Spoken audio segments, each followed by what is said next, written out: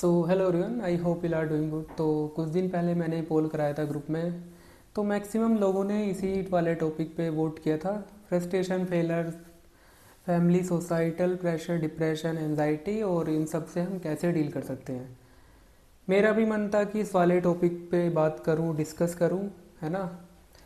क्योंकि time to time message आते रहते हैं कि मतलब सर इस चीज़ को हम कैसे टैकल कर सकते हैं, या हमारे साथ ये कॉमन इशू हो रहा है डिसिप्लिन का, मोटिवेशन का। सो आई थॉट कि इस पे एक वीडियो बनाऊं। मेरा खुद का भी एक लंबी जर्नी रही है ना। मेरे बहुत सारे एक्सपीरियंस हैं, बहुत ही अप्स एंड डाउन्स वाले और हर तरह के एक्सपीरियंस है। तो I will share my experience कुछ लोगों से या फिर कुछ दोस्तों से जो ऑलरेडी सेलेक्टेड हैं, उनसे भी सजेशन लिया है कि आप क्या इस टॉपिक पे सजेस्ट करना चाहोगे अगर मैं मुझे ये इस टॉपिक पे वीडियो बनाना है तो उन्होंने भी कुछ अच्छे सजेशन दिए हैं। उन सभी को कंपाइल करके इस सारे थॉट्स को कंपाइल करके इस वीडियो को मतलब मैं बना रहा हूँ, ठीक है। तो सबसे पहली चीज़ ये होती है कि अगर आप किसी भी एग्ज़ाम के लिए प्रिपेयर कर रहे हैं ना, तो आपके माइंड में क्लैरिटी होनी चाहिए। अब ऐसा तो नहीं है कि भाई किसी ने मुझे कोई भी एग्ज़ाम के लिए बता दिया कि आप एमसीआरई के लिए प्रिपेयर कर लीजिए और मैं अगले दिन से प्रिपेयर करना स्टार्ट कर दूंगा। भाई कोई थॉट तो होगा ना माइंड में, क्यों प्रिपेयर करना है। सबके अलग अलग होते हैं कि कोई सोचता है कि भाई हमारा जो फ्यूचर है वो बेटर हो जाएगा एक अच्छी जॉब से, या फिर एक अच्छा घर बना पाएंगे, या फिर अच्छी फैसिलिटीज़ प्रोवाइड करा पाएंगे अपने पेरेंट्स को, मेडिकल फैसिलिटीज़, है ना। खासकर अगर आप गवर्नमेंट हॉस्पिटल्स में आप जॉब कर रहे हैं तो आपको पता होगा कि इंडिया के सिस्टम में कितने लूप होल्स हैं अभी गवर्नमेंट हॉस्पिटल्स में हर जगह। तो ये कॉमन थॉट होता है गवर्नमेंट जॉब के पीछे कि अच्छी प्राइवेट सुविधाएं अपनी फैमिली को प्रोवाइड कराने के लिए एक अच्छी गवर्नमेंट जॉब होना ज़रूरी है ना। जनरली ऐसा लोग बोलते हैं। तो सभी के अपने अपने थॉट्स होते हैं। कुछ लोग अपना फ्यूचर भी देखते हैं कि ऐसे गवर्नमेंट जॉब में as a senior lab technician की पोजीशन पे हम खुद को देखना चाहते हैं। तो एक माइंड में ना कुल मिला के क्लियर थॉट होना चाहिए कि क्यों हमें इस एग्ज़ाम के लिए प्रिपेयर करना है, ठीक है। देन है अपनी एक टाइम लिमिट सेट करके रखो। कई बार क्या होता है कि एग्ज़ाम के लिए प्रिपेयर करते करते बार बार फेल होते होते हमें टाइम का पता नहीं चलता है, ठीक है। अगर आप आपको मैं याद कराऊं तो मार्च में ही 2020 में लॉकडाउन स्टार्ट हुआ था, ठीक है। ऑलरेडी 5-6 साल होने वाले हैं उस चीज़ को। तो टाइम को कब मतलब टाइम कब निकल जाएगा आपको पता नहीं चलेगा, और इस चीज़ को आप ना ही रियलाइज़ कर पाओगे, ठीक है। कब आप 21 से 25 के हो जाओगे, 25 से 30 के हो जाओगे। तो बेटर है कि अपनी एक टाइम लिमिट सेट करके रखो। अभी तक जो आपके साथ हो गया कि कोई भी एग्ज़ाम आप क्वालिफाई नहीं कर पाए हैं, या तो आप जॉब के साथ प्रिपेयर करो, ठीक है। मैं यही सजेस्ट करता हूँ कि जॉब के साथ हो सकता है मैनेज कर पाओगे तो कर लो, ठीक है। बट स्टिल अगर आप ये चीज़ करना चाहते हैं कि भाई एक बार फिर से फुल टाइम प्रिपेयर करना चाहते हैं, क्योंकि कोई भी एग्ज़ाम एक वन टाइम इन्वेस्टमेंट तो मांगता ही है। जब आपको फुल टाइम एग्ज़ाम को सिलेबस कंप्लीट करने में भी टाइम लगता है, अगर आपका कॉलेज में बैकग्राउंड वगैरह अच्छा नहीं रहा है पढ़ाई का, है ना, आप एक एवरेज रहे हैं, ठीक है। एवरेज का मतलब ये नहीं है कि आप टॉपर नहीं बन सकते, मतलब बन सकते या फिर कोई किसी भी एग्ज़ाम को क्वालिफाई नहीं कर सकते हैं। बट हाँ, एक टाइम लिमिट, टाइम तो थोड़ा लगता ही है सिलेबस वगैरह कंप्लीट करने में। बट ये टाइम लिमिट सेट करके रखो कि अब जो भी एग्ज़ाम दोगे वो आपका लास्ट एग्ज़ाम होगा। और क्योंकि जब ये थॉट माइंड में आता है ना कि हाँ मेरा ये लास्ट एग्ज़ाम है, तो हम उसी के अकॉर्डिंग उस एग्ज़ाम के लिए सीरियस होने लगते हैं। जब माइंड में ये थॉट रहेगा ना कि एग्ज़ाम तो बार बार कंडक्ट होता है, एक साल में 3 बार एमसीआरई कंडक्ट हो जाता है, तो फिर हमें यही लगता है कि चलो इस बार नहीं, फिर से दोबारा एमसीआरई होगा, उसके लिए प्रिपेयर करना स्टार्ट कर दोगे। फिर वो वाला दोगे, फिर उससे नेक्स्ट वाले के लिए प्रिपेयर करना स्टार्ट कर दोगे। तो अपने लिए अपने माइंड में टाइम लिमिट सेट करके रखो कि भाई इतने टाइम तक मैं ट्राई करूँगा इस एग्ज़ाम को देने का, और यही मेरा लास्ट एग्ज़ाम होगा, ठीक है। देन फिर आता है एक हमारा राइट गाइडेंस और राइट डायरेक्शन में। देखो, बेटर है कि आप किसी से गाइडेंस लें अगर आपको चीज़ें नहीं समझ में आ रही है, क्या रिसोर्सेज मुझे पढ़ना है, क्या मुझे फॉलो करना है, बजाय कि आप खुद उस एग्ज़ाम को लगे पड़े हैं, है ना। आपको कुछ समझ में नहीं आ रहा है कि पीवाईक्यू देख कर भी कुछ समझ में नहीं आ रहा है कि क्या पढ़ना है, क्या मेरे लिए ठीक रहेगा। पूरे दिन पढ़ने से बेटर है कि चीज़ों को अच्छे से एनालाइज करो। 6 घंटे पढ़ो, कम पढ़ो, 4 घंटे पढ़ो, लेकिन प्रोडक्टिव पढ़ो, है ना। एग्ज़ाम के पॉइंट ऑफ व्यू से पढ़ो। तो किसी भी एग्ज़ाम के लिए मैं हमेशा यही सजेस्ट करता हूँ कि उसके पीवाईक्यूज़ उठाओ, सिलेबस उठाओ, कि उस एग्ज़ाम में पूछा जाता है, कितने लेवल का कितना डेप्थ में पूछा जाता है। ज़रूरी नहीं है कि हर एक सब्जेक्ट के लिए बहुत सारी बुक्स आप लेकर बैठ जाओ, लेकिन लिमिटेड रिसोर्स रखो, लेकिन उसको मल्टीपल टाइम रिवाइज करो, ठीक है। ऐसा नहीं है कि सारी बुक्स वगैरह सारी नॉलेज गेन करके आप एग्ज़ाम में चले जाओगे, या एग्जामिनर को बताए कि ये बच्चा तो इतना सारा पढ़ के आया है तो इसके लिए पेपर में टफ बना दूँ, है ना। तो आप लिमिटेड नॉलेज लेके आप कोई भी एग्ज़ाम, चाहे फिर कितने लेवल का भी एग्ज़ाम आएगा, किसी भी लेवल का, वो एग्ज़ाम क्वालिफाई कर लोगे। क्योंकि वहाँ पे क्या होता है कि आप खुद मतलब अपने जो भी आपने शॉर्ट नोट्स बनाए हैं उसी को मल्टीपल टाइम रिवाइज करके एग्ज़ाम में जाने वाले हो, है ना। बजाय कि इन कंपैरिजन टू उस वाले बच्चे के साथ जो पूरा पूरा मतलब दुनिया भर के नोट्स वगैरह पढ़ के बैठा है, सारी बुक्स पढ़ के बैठा है, फिर रिवीजन का टाइम कम बचता है, ठीक है। देन है रिवर्स प्लानिंग। एक ये होता है कि हम स्टार्टिंग से प्लान करते हैं पर डे को, कि भाई 31 मार्च को जैसे आपका कोई भी एग्ज़ाम आ रहा है तो कल से प्लान करने बैठ जाएंगे कि इस हफ्ते में हम ये पढ़ेंगे, वो भी चीज़ें ठीक है। अगला दिन नेक्स्ट डे स्टार्ट होने से पहले आपको रात के 12 बजे पता होना चाहिए कि उस दिन हम क्या पढ़ने वाले हैं, है ना, कितना घंटे पढ़ेंगे, कितने सब्जेक्ट पढ़ेंगे, है ना। एक होता है रिवर्स प्लानिंग या रिवर्स इंजीनियरिंग भी हम जो बोलते हैं, कि जब भी आपकी एग्ज़ाम डेट है ना, उससे पहले आपको पता होना चाहिए कि लास्ट वाले वीक आप क्या करोगे, उससे पहले के 15 दिन आप क्या पढ़ोगे, उससे पहले के 10 दिन आप क्या पढ़ोगे, है ना। सपोज 31 मार्च को मेरा कोई एग्ज़ाम है तो मुझे पता होना चाहिए 25 से 30 मार्च तक मैं क्या पढ़ूंगा, क्या चीज़ रिवाइज करूंगा। तो ऐसे अपना मतलब मंथ को, हफ्तों को, दिन को पार्ट्स में डिवाइड करो और अपने लिए एक शेड्यूल प्रिपेयर करो, ठीक है। फिर उसमें क्या होता है कि बहुत ही कम चांसेस होते हैं कि मेरा पूरा हफ्ता वेस्ट चला गया, क्योंकि हमें ये पता होता है ना कि इस हफ्ते में ये इतना सब्जेक्ट या इतना सिलेबस कंप्लीट करने की ज़रूरत है, या हम इतना सिलेबस फिर कंप्लीट करने का ट्राई भी करते हैं, है ना। हमारे माइंड में वो चीज़ें हो जाती है कि हमने प्लानिंग करी है। देन जो कुछ छोटे छोटे टॉपिक्स होते हैं उन पे बात कर लेते हैं, जो हम प्रॉब्लम जनरली फेस करते हैं। जैसे डिस्ट्रैक्शन हो गया, डिसिप्लिन हो गया, कंसिस्टेंसी एंड मोटिवेशन। ये चारों जनरली भाई बहन है एक दूसरे के, क्योंकि वो चारों के चारों बहुत ही टेम्पोरेरी है, ठीक है। परमानेंट कोई भी चीज़ नहीं है, चाहे वो आप डिसिप्लिन उठा लो, कंसिस्टेंसी या मोटिवेशन या फिर डिस्ट्रैक्शन। डिस्ट्रैक्शन एक ऐसी चीज़ें है कि मतलब जैसे आप पढ़ने बैठ गए, ठीक है, हो सकता है कि आपके घर में माहौल ना हो पढ़ाई का, है ना, या आपके घर में पहले किसी ने कोई भी गवर्नमेंट एग्ज़ाम क्वालिफाई नहीं किया है या किसी भी तरह का एग्ज़ाम क्वालिफाई नहीं किया है, तो मे बी आपकी फैमिली उस लेवल का आपको सपोर्ट नहीं प्रोवाइड करा पा रही है, ठीक है। देन क्या होता है कि बहुत लोगों के घर में इस पढ़ाई वाला माहौल नहीं है, तो आप क्या कर सकते हैं, उसी के हिसाब से आप सॉल्यूशन फाइंड करने की कोशिश कीजिए।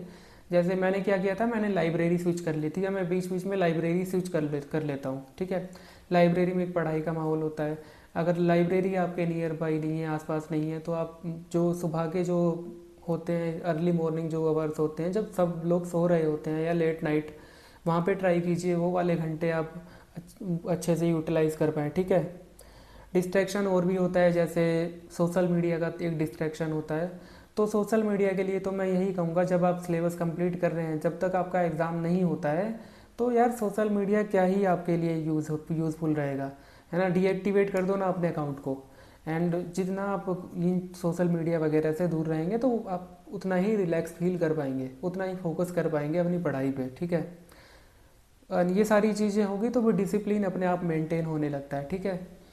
डिसिप्लिन का अगेन मैंने वही है, अपने आवर्स, अपने वीकली टारगेट डिसाइड कर रखो, अपने दिन के टारगेट डिसाइड कर रखो, और अपने मंथ के भी टारगेट डिसाइड करके रखो।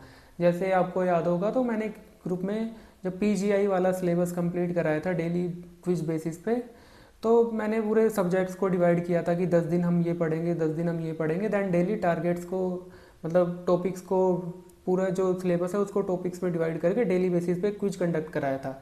तो ऐसे ही आप अपना सिलेबस पूरा डिवाइड करके आप अपना एक रूटीन फॉलो कर सकते हैं, ठीक है।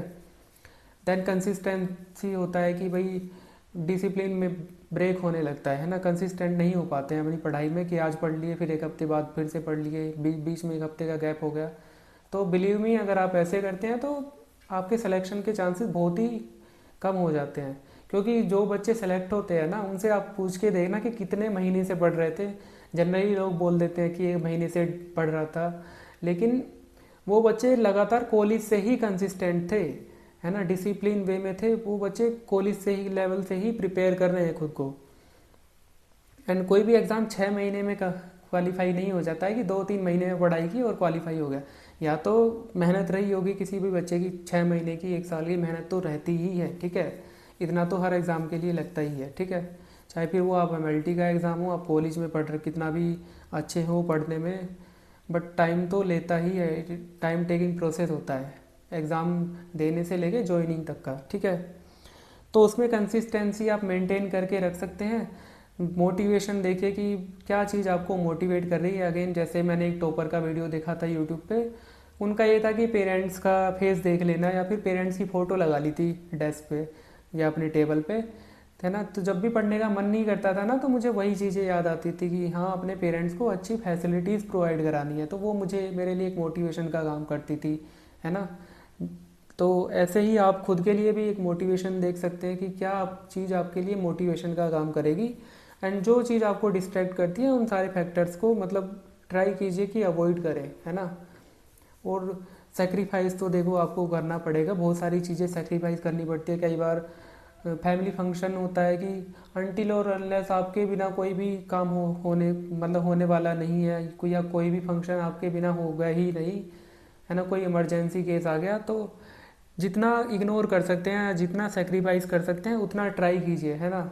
ये भी तो देखिए ना कि आप कोई एग्ज़ाम क्वालिफाई करेंगे, कल को आपकी जॉब लगेगी, तो बहुत सारी चीज़ें बदल सकती हैं आपके पर्सनल लेवल और इंडिविजुअल लेवल पे भी, ठीक है।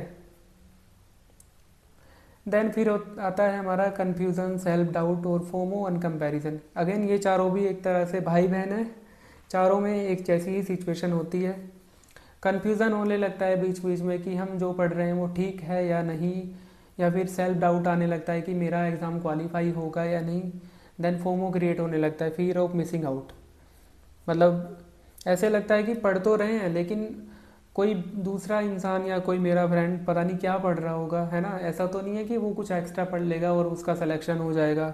देन खुद को कंपैरिजन करने लगते हैं कई बार कि मेरा दोस्त तो जॉब कर रहा है, मैं फुल टाइम प्रिपेयर कर रहा हूँ घर पे बैठ के। ये बहुत बार होता है कई बार। तो इन चारों चीज़ों को हम कैसे टैकल कर सकते हैं। सबसे पहले तो कन्फ्यूज़न, ठीक है। अगर आपको लगता है कि भाई मुझसे चीज़ें नहीं हो पा रही है या मुझे सेल्फ डाउट आने लगा है, तो किसी भी सीनियर की आप हेल्प ले सकते हैं। मैंने भी कई बार बहुत मतलब इसमें थोड़ा सा वो तो होना पड़ता है, हार्श होना पड़ता है कि खुद के लिए भी, कि क्योंकि आपको खुद एग्ज़ाम क्वालिफाई करना है ना, तो आपके लोगों की जो हेल्प है वो लेनी पड़ेगी, जो ऑलरेडी सेलेक्टेड हो चुके हैं, सीनियर ले हो चुके हैं। टीचर से आप गाइडेंस ले सकते हैं कि मेरे साथ ये प्रॉब्लम है, तो मुझे थोड़ा सा मतलब समझा दीजिए आप, है ना। कन्फ्यूज़न, क्योंकि अगर आप कंफ्यूज रहेंगे कि क्या पढ़ना है क्या नहीं पढ़ना है, तो फिर ये लगता है कि महीने बीत जाएंगे ऐसे ही तैयारी करते करते, और आप कंफ्यूज ही रहेंगे एग्ज़ाम तक, जब तक आपका एग्ज़ाम मतलब कंडक्ट नहीं हो जाता है। और ये बहुत ही बुरी स्टेट होती है सेल्फ डाउट वाली भी, कि खुद को सेल्फ डाउट मतलब खुद पे डाउट करने लगता कि पता नहीं मेरा एग्ज़ाम क्वालिफाई होगा भी या नहीं होगा, या मैं इस एग्ज़ाम के लिए बना भी हूँ या नहीं, है ना। तो सबसे पहले ये चीज़ देखिए कि हर बैकग्राउंड से हर एक बच्चे का एग्ज़ाम क्वालिफाई होता है। मैंने लास्ट वीडियो में भी बताया था, एक बच्चे को मैं जानता हूँ, उस बच्चे ने जॉब के साथ मास्टर्स भी कर रहा था वो बच्चा, एंड जॉब भी कर रहा था, एंड फिर रात को पढ़ता भी था। तो जब ऐसे बच्चे भी क्वालिफाई कर सकते हैं जिनके साथ मतलब पता नहीं उन लोगों को सोने का भी टाइम मिलता है या नहीं, तो अगर आप फुल टाइम प्रिपेयर कर रहे हैं तो आप क्यों नहीं क्वालिफाई कर सकते हैं। हो सकता है आप कॉलेज टाइम में एवरेज स्टूडेंट रहे हो, बट ये तो एक कंपटीशन है ना। एग्ज़ाम का कोई प्रैक्टिकल तो है नहीं कि टीचर आपको कम मार्क्स देगा दूसरे बच्चे को ज़्यादा मार्क्स दे देगा। ये एक इक्वल लेवल प्लेइंग फील्ड है ना। आप जितनी मेहनत करोगे उतने ही आपके सिलेक्शन के चांसेस बढ़ जाएंगे, ठीक है। और बिलीव मी, MLT में कंपटीशन इतना भी नहीं है। आप देखोगे बाकी कंपटीशन एग्ज़ाम्स में एक एक वैकेंसी पे हज़ार हज़ार बच्चे फाइट कर रहे होते हैं। यहाँ पे तो फिलहाल ऐसा तो है कि भाई एक वैकेंसी पे 100 बच्चे या दो मैक्सिमम 150-200 बच्चे फाइट कर रहे हैं, है ना। उसमें भी मैक्सिमम तो सीरियस नहीं होते हैं एग्ज़ाम को लेके, है ना।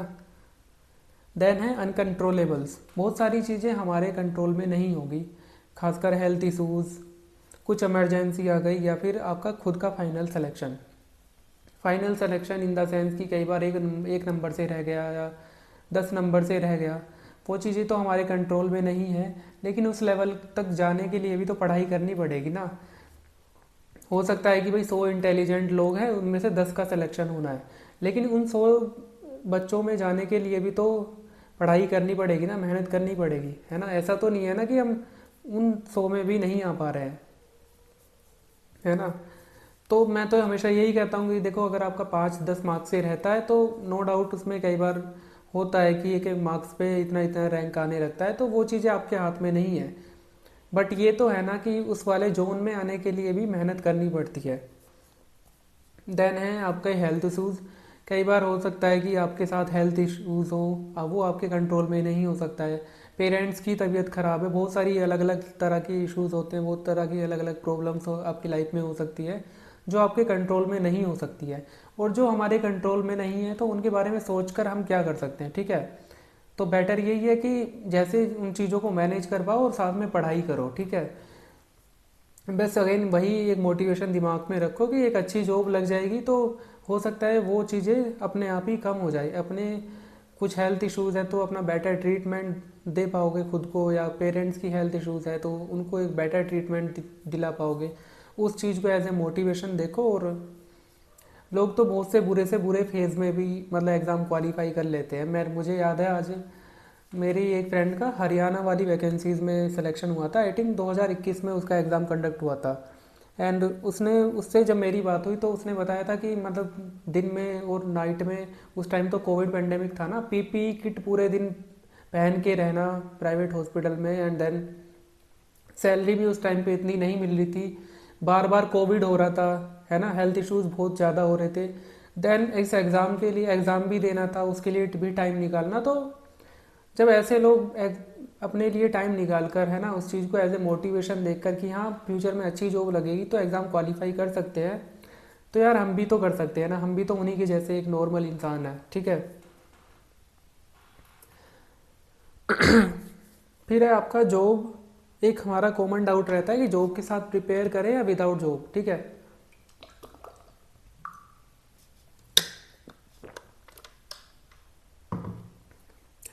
तो देखो, जॉब और विदाउट जॉब का मैं हमेशा यही कहूँगा कि वो आपकी फाइनेंशियल कंडीशन पे डिपेंड करता है, ठीक है। लेकिन एक चीज़ हमेशा अपने माइंड में रखना, ये जो एज है ना, ये 25 मतलब जो भी 21 से 25 से 30, ये वाली एज हमेशा नहीं आएगी और हमेशा आपको फॉर्म भरने का मौका भी नहीं मिलेगा, ठीक है। तो अगर आपको लगता है कि भाई जॉब के साथ आप मैनेज नहीं कर पा रहे हैं बिल्कुल भी, वैसे तो मैक्सिमम जो लोग हैं 50% वो जॉब के साथ ही मतलब एग्ज़ाम क्वालिफाई करते हैं। मैंने पोल भी अभी कंडक्ट कराया था इसीलिए ग्रुप में। बट स्टिल अगर आपको लगता है कि मैं जॉब के साथ मैनेज ही नहीं कर पा रहा हूँ, तो यार देख लो, एक बार रिस्क लेकर देख लो, है ना। ये वाला जो एज ग्रुप है ये वापस तो नहीं आएगा ना।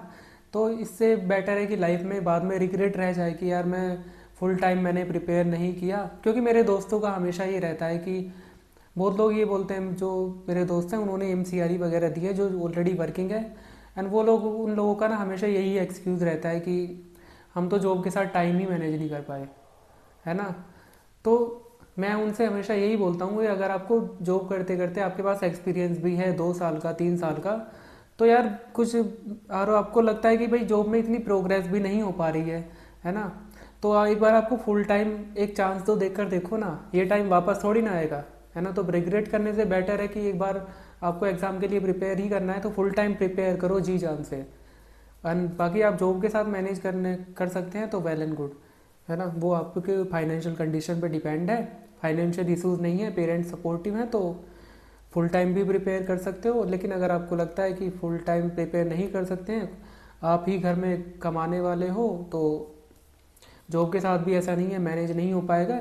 जॉब के साथ फिर आपको उसी के हिसाब से चीज़ें मैनेज करनी होगी। थोड़ा जॉब के साथ टाइम निकालो, सुबह के जो घंटे होते हैं उसमें पढ़ लो, है ना, ताकि पूरे दिन में जो, क्योंकि सुबह सुबह ये होता है ना कि हमारी जो पूरी एनर्जी है वो बॉडी की सेव रहती है। तो उस टाइम को, उस एनर्जी को आप यूटिलाइज कर लोगे सुबह सुबह उठ के पढ़ाई में, तो फिर पूरे दिन में ऐसा तो नहीं है कि आप जॉब में आप अपना 100% नहीं दोगे तो आपको जॉब से निकाल देंगे या भगा देंगे आपको जॉब से। तो यही है, क्योंकि ये होता है ना, पूरे दिन फिर जो काम किया है अपने, आपकी पूरी एनर्जी ड्रेन हो जाती है। फिर रात को आप बैठ के पढ़ोगे तो फिर पढ़ने का मन नहीं करता है, तो बेटर यही है कि अगर आप वर्किंग है तो सुबह सुबह उठ के पढ़ो, जो अर्ली आवर्स होते हैं हमारे मॉर्निंग के। देन फिर एक एज का इशू होता है कि मतलब कम ज़्यादा टाइम मतलब गैप हो गया है पढ़ाई का, लाइक 28 30 या फिर 27। देखो अगर आप एलिजिबल हो गए फॉर्म भरने के लिए, जो मैक्सिमम एबिलिटी की वैकेंसीज़ में होते हैं, ठीक है, हर एज ग्रुप के लिए कुछ ना कुछ वैकेंसीज़ होती है। तो अगर आप एलिजिबल हो तो ये मैटर नहीं करता है कि आपकी एज क्या है या क्या नहीं है। अगर गवर्नमेंट आपको फॉर्म फिल करने के लिए अलाउ कर रही है तो इसका मतलब ये तो है ना कि उन्होंने कुछ ना कुछ सोच समझ के तो एज रखी होगी कि भाई इस वाले एज ग्रुप को भी फ़ायदा मिले, है ना। और आपकी एज ग्रुप के भी बच्चे, बहुत बच्चे सेलेक्ट होते हैं। मैंने बहुत बच्चों को देखा है कि 30 की एज में सेलेक्ट हुए हैं, 32 की एज में सिलेक्शन लिया है। और आपके लिए तो फ़ायदा है ना, आपके पास एक्सपीरियंस है, तो आप मैक्सिमम जो एक्सपीरियंस वाली वैकेंसीज है वहाँ पे कंपटीशन कम रहता है और आप वहाँ पे एलिजिबल हो जाते हो, है ना। तो अगेन एज को एज ए बर्डन मत समझो, और इसको मतलब ये लो कि क्योंकि जो फ्रेशर्स होते हैं ना, फ्रेशर्स में क्या कई बार क्या होता है, कुछ साल तो हमारे ऐसे ही वेस्ट हो जाते हैं। हम वहाँ पे एक नॉन सीरियस एस्पिरेंट की तरह प्रिपेयर कर रहे होते हैं। हमें लग रहा होता है कि यार अभी हमारी एज 21 है, 22 है, 23 है, 25 है ना। तो हम उस वाले एज ग्रुप को हमेशा एज ए लाइटली ही लेते हैं, ठीक है। कुछ कुछ एग्जाम्पल्स होते हैं कि कॉलेज से जस्ट पास आउट हुए और सिलेक्शन हो गया, लेकिन वो बहुत ही कम एग्जाम्पल होते हैं। मैक्सिमम जो लोग होते हैं जॉब के साथ ही प्रिपेयर कर रहे होते हैं, और इसी वाले एज ग्रुप में होते हैं लोग, 26-27 वाले एज ग्रुप में जिनका सिलेक्शन होता है ना। तो बाकी लोगों का सिलेक्शन हो रहा है, तो खुद को एज एज के वाले फैक्टर को ऐसे बर्डन मत समझो, और हर किसी एज ग्रुप में सिलेक्शन होता है, ठीक है। आप एज के हिसाब से ये भी तो देखो ना, मैच्योरिटी भी तो एज के हिसाब से ही आती है। जो आप हो सकता है कि बहुत ही इनडिसिप्लिन और इनसिंसियर वे में आप अगर 21-22 साल में कोई बच्चा प्रिपेयर करता है, तो आप 27-28 में आपके पास रेस्पॉन्सिबिलिटीज़ ज़्यादा है, जल्दी सिलेक्शन होने के का एक प्रेशर है कि भाई जल्दी से सिलेक्शन लेना है, क्योंकि एज भी हो रही है 28-29। तो उसी हिसाब से आप डिसिप्लिन रहकर भी आप तैयारी करते हो फिर, ठीक है। देन फिर लास्ट वाला जो टॉपिक है इस पर थोड़ा डिस्कस कर लेते हैं कि कई बार एनजाइटी और ये सारे इश्यूज होने लगते हैं। देखो जो भी फैक्टर्स अभी तक मैंने बताए हैं, अगर आप हर फैक्टर पे थोड़ा थोड़ा काम कर लोगे ना, तो चीज़ें बहुत हद तक सोल्व होने लगती हैं, ठीक है। एनजाइटी वगैरह अगर होती हैं, ये बहुत ही टेम्पोरेरी है। आपको पता होना चाहिए, आप पैरामेडिकल फील्ड से हैं या फिर मेडिकल फील्ड से हैं, आपको पता होना चाहिए कि कब हमें एक डॉक्टर की नीड होती है। जब ये बहुत ज़्यादा बढ़ने लगती है या चीज़ें आपके हाथ में नहीं रहती है, तो ज़रूरी है कि आप किसी डॉक्टर की सलाह लें या डॉक्टर के सजेशन लें, है ना। या अपने सीनियर से डिस्कस करें, अपने पेरेंट्स से डिस्कस करें। बट नॉर्मल एनजाइटी होना, लाइक कि रिज़ल्ट से पहले डर लगना, या फिर एग्ज़ाम कैसा जाएगा, क्या एग्ज़ाम आने वाला है, ये नॉर्मल चीज़ें होती हैं, ठीक है। नॉर्मल लाइफ में एनजाइटी होने लगती है, ठीक है। इन सब चीज़ों को कैसे आप टैकल कर सकते हैं, तैयारी के दौरान बेटर है कि पूरे दिन आइसोलेशन में रहना। कुछ कुछ हैबिट्स, हॉबीज़ आप डेवलप कर सकते हैं। फॉर एग्जांपल गार्डनिंग आप कर सकते हैं, सुबह सुबह आप घूमने जाइए, थोड़ी बहुत एक्सरसाइज आप मतलब अपनी लाइफ में थोड़ा बहुत एक्सरसाइज को इंक्लूड कीजिए, क्योंकि जितना ही ज़्यादा ऑक्सीजन का फ्लो होगा उतना अच्छे से ही माइंड काम करेगा। कई बार हमारे जो घर में रह के पढ़ते हैं पूरे दिन, तो विटामिन हमारे कम होने लगते हैं, विटामिन के लेवल। तो अपने विटामिन आप टेस्ट करा लीजिए, है ना। तो विटामिन आप लीजिए, है ना। और अपना जो न्यूट्रिशन है, अपना जो जंक फूड को कम कीजिए और हेल्दी चीज़ों को खाइए, ताकि जो बॉडी में ब्लड का फ्लो है वो अच्छे से हो, ऑक्सीजन का फ्लो अच्छे से हो, और आपका पढ़ाई में मन लगा रहे, ठीक है। और कई बार क्या होता है कि जैसे आप फुल टाइम प्रिपेयर कर रहे हैं, तो हमें ये लगता है कि यार फिर से एक साल पूरा वेस्ट करेंगे, तो साइड बाय साइड आप कुछ कोर्स भी कर सकते हैं ना, वीडियो एडिटिंग वगैरह, जो मतलब इंटरेस्टिंग हॉबीज़ होती है। बहुत लोगों का ये होता है जर्नलिंग, डायरी राइटिंग, या फिर बैडमिंटन खेलना, है ना। तो कुछ ना कुछ थोड़ा बहुत एक्टिव रहो, एक्टिविटी करते रहो अगर आप फुल टाइम प्रिपेयर कर रहे हैं। जॉब के साथ तो वैसे भी टाइम नहीं मिलता है, अगर आप जॉब के साथ प्रिपेयर कर रहे हैं तो फिर तो आप पढ़ने के लिए टाइम निकाल लो, वही सफिशेंट है। एंड लास्टली मैं यही कहना चाहूँगा इस वीडियो में कि देखो यार, लाइफ आपकी है, ठीक है। ये वाला टाइम बिल्कुल भी वापस नहीं आएगा, है ना। जो भी अभी आपका एज ग्रुप चल रहा है, मे भी आप जिस भी एज ग्रुप से बिलोंग करते हैं, 21 से 25, 25 से 30, बट अगर अभी आपने डिसाइड किया है और अभी आप डिसिप्लिन रहने वाले हैं, या फिर आपने सोचा है कि हाँ आप डिसिप्लिन रह के कुछ टाइम देकर किसी भी एग्ज़ाम को मतलब तैयारी करते हैं, और अगर आप सिलेक्शन ले लेते हैं, ठीक है, तो आप बहुत लोगों से कई साल आगे निकल जाएंगे, है ना। हो सकता है आपके दोस्त अभी 5-10 साल के एक्सपीरियंस के बाद किसी प्राइवेट हॉस्पिटल वगैरह में जॉब कर रहे होंगे, ठीक है। मैं किसी को यहाँ पे मतलब ये नहीं बोल रहा कि वहाँ पे स्कोप नहीं है, बट हमें पता है कि गवर्नमेंट जॉब की क्या अहमियत है ना। इतनी फैसिलिटीज़ नहीं मिलती है लैब वाले फील्ड में, खासकर अगर प्राइवेट सेक्टर को आप कंपेयर करोगे, है ना। तो वो आप खुद को 10 साल आगे पाओगे, ठीक है। तो अगेन यही है, इन सारी चीज़ों को मोटिवेशन एज ए मोटिवेशन के तौर पे लो, और लाइफ में अप्स एंड डाउन्स तो चलते ही रहेंगे। एंड ऐसा नहीं है कोई भी जॉब आपको बहुत ही ईजिली मिल जाएगी, बहुत मेहनत करनी पड़ती है।